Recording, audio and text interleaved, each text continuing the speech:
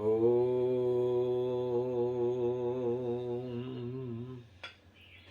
ओम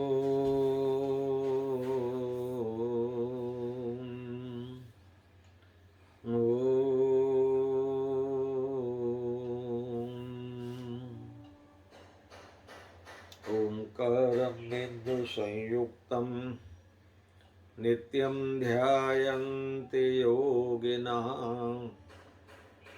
कामदं मोक्षदं चैव ओंकाराय नमो नमः। कायेन वाचा मनसेन्द्रियैर्वा बुद्ध्यात्मना वा प्रकृति स्वभावा करोमि यद्यत् सकलं परस्मै सदा शिवायेति समर्पयामि। ओम नमः शिवाय। अनंत कोटि ब्रह्मांड नायक स्वयंभू भगवान से गौतमेश्वर महादेव जी के चरणों में कोटि कोटि प्रणाम एवं मेरी आस्था का केंद्र तपोनिष्ठ सरल स्वभाव नमन कुटिलाई ऐसा जीवन जिन्होंने जिया, ऐसे प्रातः स्मरणीय अर्चनीय वंदनीय ब्रह्मलीन पूज्यपाद गुरुदेव के चरणों में कोटि कोटि प्रणाम एवं प्रातः स्मरणीय अर्चनीय वंदनीय समस्त आचार्य भगवान के चरणों में कोटि कोटि प्रणाम एवं तपपुत क्षोत्रिय ब्रह्मनिष्ठ परिवार का आचार्य अनंत विभूषित समस्त संत वृंद के चरणों में कोटि कोटि प्रणाम। प्रिय भक्तजनों, भक्तवती माताओं, युवान दोस्तों, प्यारे बच्चों, आपके सबके हृदय में विराजमान भगवती भागीरथी गंगा को मेरा कोटि कोटि प्रणाम। श्रीमद् भागवत का श्लोक मुझे बहुत प्रिय है। एकादश स्कंद में योगेश्वरों की लीला में भगवान वेदव्यास बताते हैं कि जीवन कैसा मामूला है। दुर्लभो मानुष्य देहो देहिनाम क्षणभंगुर तत्रापि दुर्लभम मन्ये वैकुंठ परिदर्शनम। ये मनुष्य का शरीर बहुत दुर्लभ है, बहुत कीमती है। माने 84 लाख जन्मों के बाद ये शरीर प्राप्त हुआ है। और किस लिए प्राप्त हुआ है? 84 लाख में जन्मों में, योनियों में हम कर्म भोगते भोगते भोगते भोगते भोगते पाप और पुण्य जब सम हो जाता है तब भगवत कृपा करके मनुष्य का शरीर प्राप्त कराते हैं। वो भी कर्मों के हिसाब। कहाँ शरीर प्राप्त कराना है, कैसे प्राप्त कराना है, किस वर्ण में आपको देना है जन्म, वो भी भगवान कर्मों के हिसाब से करते हैं। यही बात गोस्वामी जी ने रामायण में लिखी। बड़े भाग्य मानुष तन पावा सुर दुर्लभ सद ग्रंथ निगावा। बड़े भाग्य मानुष तन पावा।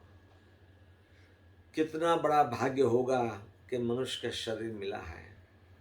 लेकिन शरीर मिलने के बाद जैसे कोई हीरा हाथ में आता है और उसको ऐसे ही सब्जी के मूल में बिक जाता है, वैसे ही हम जीवन को सब्जी के मूल में खपा रहे हैं। ये बड़ी दुर्भाग्य की बात है। काम, क्रोध, मद, लोभ, ईर्ष्या दिखाए, उसमें हमारा जीवन समाप्त हो जाता है। इसलिए भगवान से प्रार्थना करनी चाहिए कि प्रभु मनुष्य का शरीर तो दिया है, लेकिन प्रभु हमको सद्बुद्धि दो।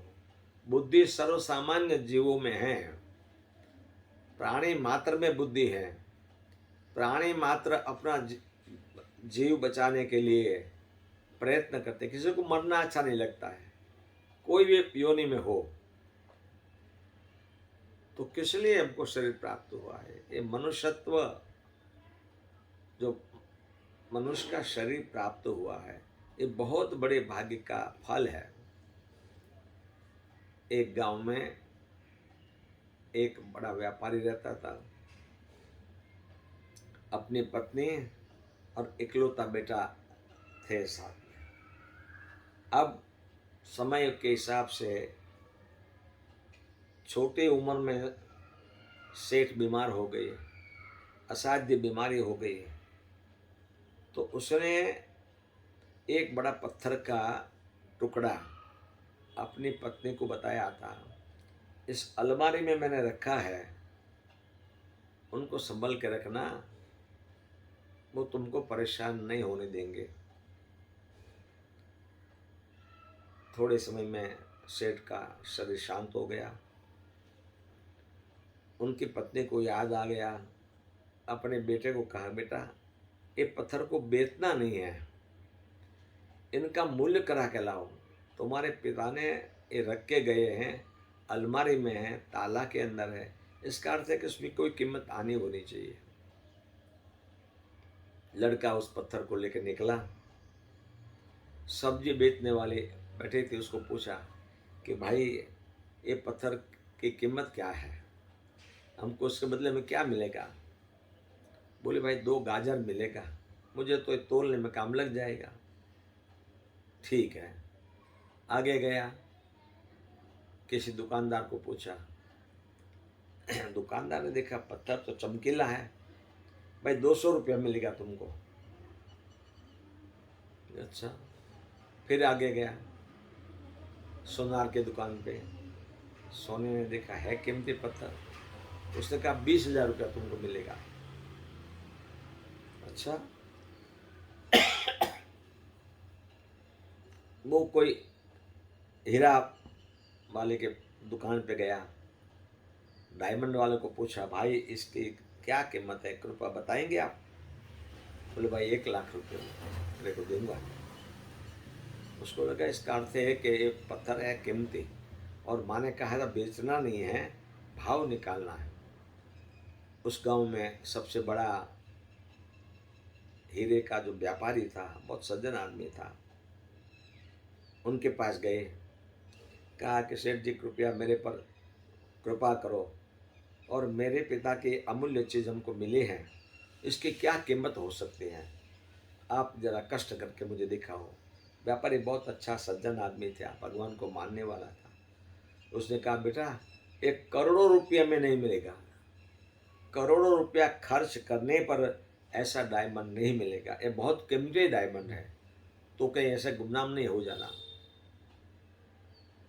लड़का वापस आया, आपकी माँ को बताया कि इसका तो करोड़ों रुपया मिल सकता है।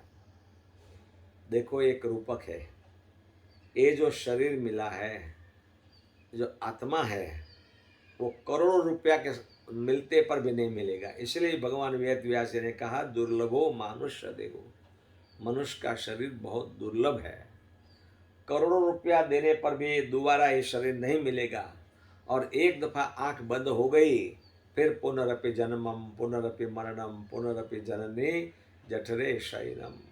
इसलिए आदि शंकराचार्य जगतगुरु शंकराचार्य भगवान ने कहा, भगवत पाद यही बोले, भज गोविंदम गोविंदम हे मूढ़ मते। तुम मूर्ख हो, 84 लाख जन्मों के बाद, कहीं 100 साल, कहीं 200 साल, कहीं 500 साल, कहीं 1000 साल, कहीं 2000 साल, ऐसे करते करते दुख सुख भोगते भोगते भोगते भोगते मनुष्य का शरीर मिला है। और इस शरीर को कौड़ी की कीमत में तुम बेच रहे हो। ये हीरा है, अनमोल हीरा है। उनकी तो पद पद पर, क्षण क्षण पर कीमत करनी चाहिए कि दोबारा मुझे मिलेगा कि नहीं मिलेगा। इसीलिए जैसे कोई कह रहे थे कई साल पहले कि कुछ आकाश से गिरने वाला है, और सब लोग चिंतित थे कब गिरेगा, बोले अमुक तारीख को गिरेगा, सारी दुनिया नाश हो जाएगी। सब लोग अपने अपने भजन करने लगे, भगवान की प्रार्थना करने लग गए। जैसे कोई समुद्र जहाज में बैठे हो और जहाज का कप्तान कह दे कि भाई साइक्लोन आ रहा है, सब लोग संभल कर रहना, तो उस टाइम में कोई ताश खेलेगा, उस टाइम में कोई हंसी मजाक करेगा, एक तार हो जाएगा, ए प्रभु इस तूफान से हमको बचा लेना, हम बाहर निकल जाए, कभी दोबारा हम इसमें नहीं बैठेंगे। ऐसे ही जब शरीर छूटता है तब जीव बड़ा दुखी होता है, करे राम राम, ए प्रभु मुझे एक चांस दे दो, मैंने कुछ किया ही नहीं, और हीरा जन्म गमा दिया। हीरा जैसा जन्म जो मिला था वो मैंने ऐसे ही काम क्रोध लोभ मोह मत्सर अभिमान उसमें ही गंवा दिया। ना मैं भगवान का भजन किया, ना कोई दान पुण्य किया, ना कोई यज्ञ किया, ना तपस्या के, ना कोई तीर्थ में जाके भगवान की स्मरण किया। क्या किया? पशु पंखी करते वो काम किए। आहार निद्रा भय मैथुनम च सामान्य में तत् पशु भी नारायण। आहार निद्रा भय और मैथुन जो पशु पंखी करते वही काम हमने किया। इसलिए प्रिय सज्जनों, ये मौका मिला है तो ये हीरा को जो करोड़ों क्या अब्जों रुपया में भी दोबारा नहीं मिलेगा, इसलिए छांदोग्य उपनिषद ने कहा उत्तिष्ठ प्राप्य वरान्य बोधयित, उठो जागो और परम लक्ष्य क्या है उसके तरफ आगे बढ़ाओ। देखो हम आए हैं सौराष्ट्र से, तो थोड़ी देर में शाम हो जाती है, यहाँ इतना समय चला जाता है कि देखते देखते कलम कह रहा था नीचे कि भाई देखो देखते देखते घड़ी थोड़ी देर में शाम हो जाती है। यहाँ तो समय कम रहता है, जीवन भी ऐसे देखते देखते ही पूरा हो जाएगा। इसीलिए जागृत बनने की जरूरत है, और जागने के बाद में जो परम लक्ष्य है, जो परम शांति का धाम है, उसी के तरफ आगे बढ़ो। यही हमारी आज की प्रार्थना है। हरि ओम तत्सत, हरि ओम तत्सत, हरि ओम तत्सत।